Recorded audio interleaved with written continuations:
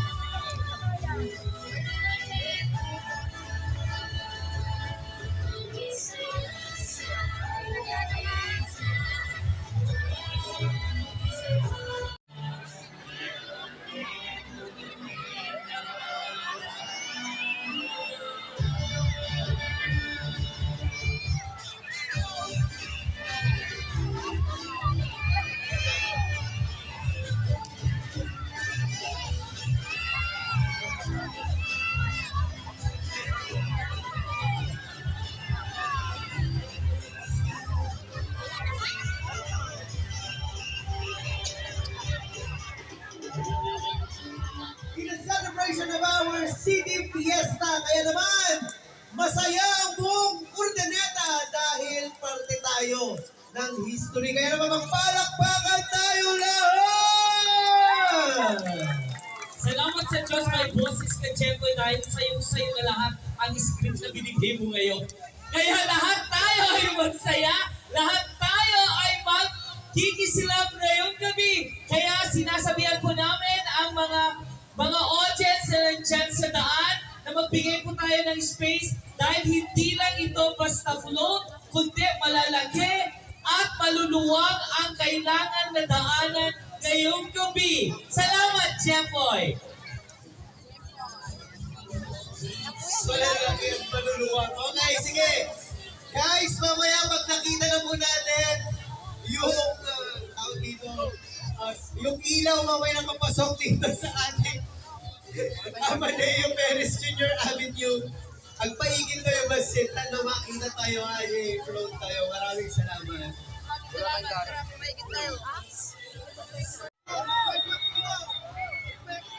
Palakpakan natin ang first load na nakikita natin ngayon from Philippine National Police. Ayan na.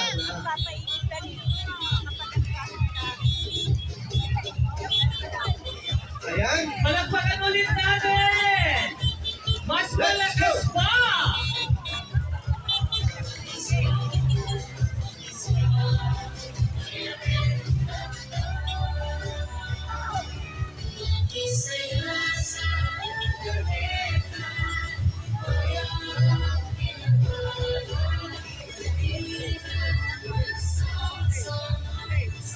And at this juncture, let us know who will be judging our electric float competition.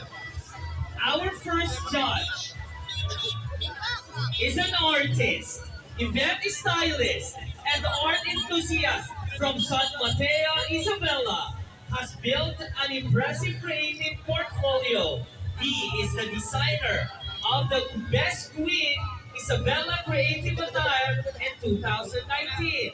He also served as the co-designer for Miss Universe Nigeria's Best National Costume in Miss Universe 2021 and Miss Universe Cameroon's National Costume in 2020.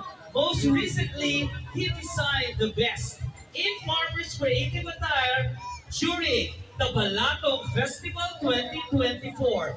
Let us meet the first judge, Mr. Mark Anthony Pimentel. Hello sir, magandang gabi and welcome to Urdaneta.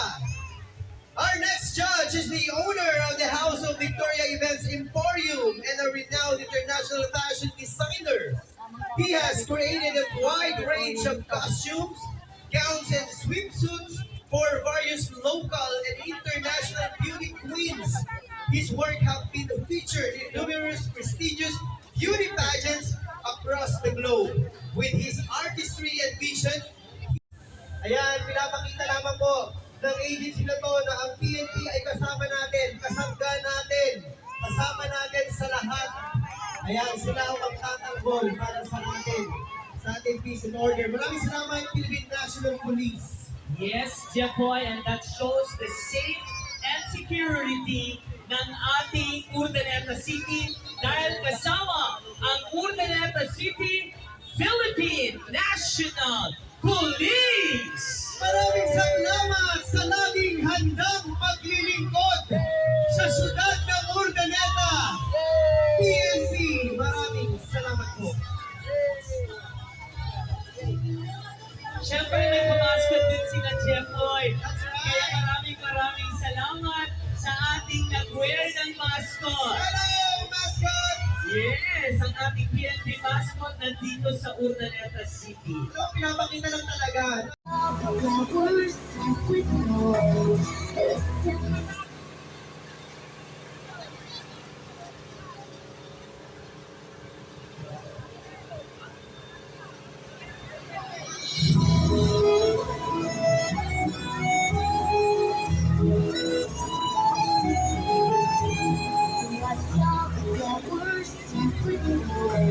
I place through your name.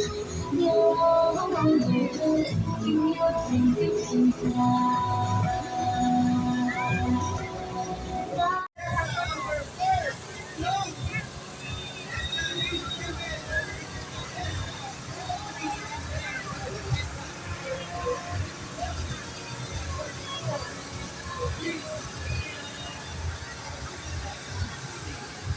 Manood ka na lang doon, no?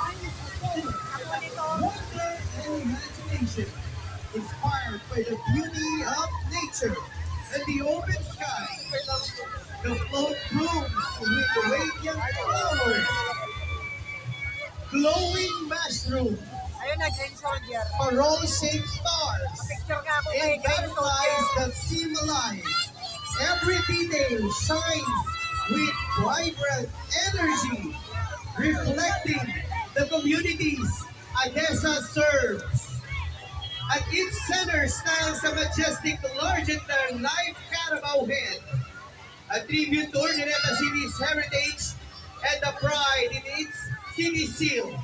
Surrounding it is a dreamscape of flora, fauna, and celestial lights, blending earth and sky. More than a visual spectacle, this float reflects Adessa's commitment to creativity, comfort, and community as we celebrate this year's City Fiesta. Once again, Urdaneta City, our first float, Adessa, the way to comfort living. Sige sa marunong.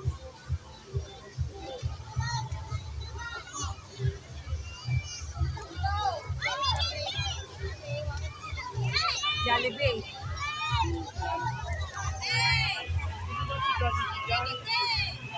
Ay, Mickey Mouse. city officials now is having a total opportunity to our first float at Tessa, the way to comfort living. And this first float is the one opening our electric float parade. Again, this is now being judged by our Green man. Ayan, green man. green soldier. Green shoulder. Soldier. Ayan na. Ay, Eto na, ang mga bata at ising bata nandito na sa Urdaneta City, ang ating ginugustong puntahan sa ibang bansa. Right. At ditoon sa parte ng Maynila, nandito na sa Urdaneta City, ang ating mga princesses ng Disneyland. That's right. Eto na.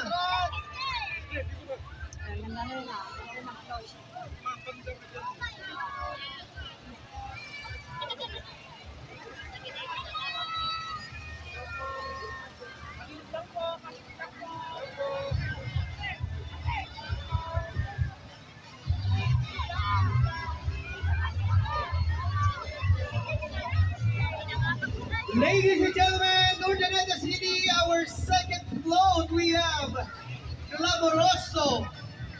The Cinderella float refers to various parade floats, but commonly the large-scale floats featured in Disney-themed park parades. A prominent example is Disneyland's Magic Happens parade, where the float is designed to depict its magical transformation.